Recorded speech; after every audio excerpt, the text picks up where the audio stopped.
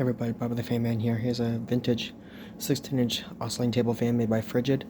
Here's high. It doesn't oscillate anymore. The oscillator is broken.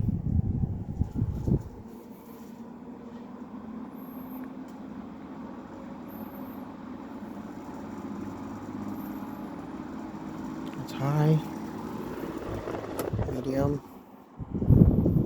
It's pretty powerful though, that I will say. Let's bring it back to high so you can feel it on high. Pretty strong little fella for a fan this size. It's a GT016.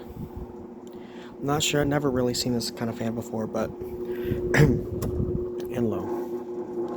Yeah, it does that too. And off.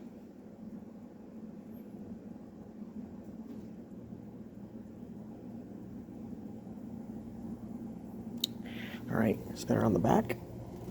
It's very heavy. It's the back. Motor. State of Connecticut, as you can see. I'm in the State of Connecticut building. And this is the plug to it. Alright guys. Comment, like, and subscribe. Bye-bye.